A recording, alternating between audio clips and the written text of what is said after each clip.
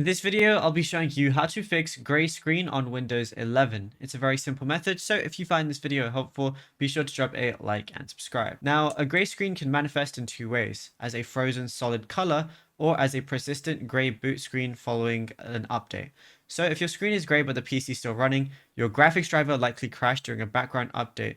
So what you want to go ahead and do is on your keyboard, press Control, Shift, Windows, and B. Your screen will blink and you're going to hear a beep. This forces Windows to restart the display driver without closing your apps. And if the image returns, then go to the device manager and check for a display adapter update to prevent it from happening. What you could also do is, if you're on an NVIDIA driver, is go ahead and type in NVIDIA app. And if you haven't got it installed already, make sure it's installed. It's completely free and you can just download it from any browser of your choice. And once it updates and once it opens, all you got to do is go over to the left where it has drivers. And if there is any driver that is available to go ahead and install, you want to go ahead and download this as well, because you'll be on the latest, most up-to-date driver, which can fix any bugs.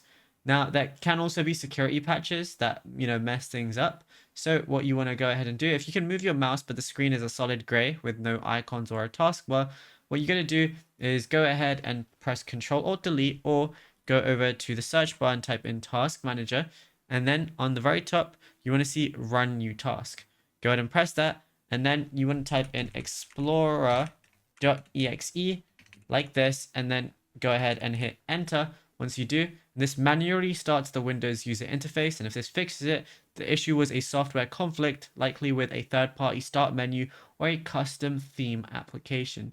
Now, the final thing that you could go ahead and do, if the gray screen happens every time you start up, turn on the PC and on and off 3 times, mid-boot to trigger the recovery environment, and then select Troubleshoot, Advanced Options, Startup Settings, and then Restart, and then go into Safe Mode, and then go over to Update History, and then uninstall the latest update that you might have done for Windows, because it might be causing it. Now, if you found this video helpful, be sure to drop a like and subscribe, and also be sure to check out all our other tutorials that we've been posting on the channel as well, because there is a lot to go through, and you might find something that you don't know about yet.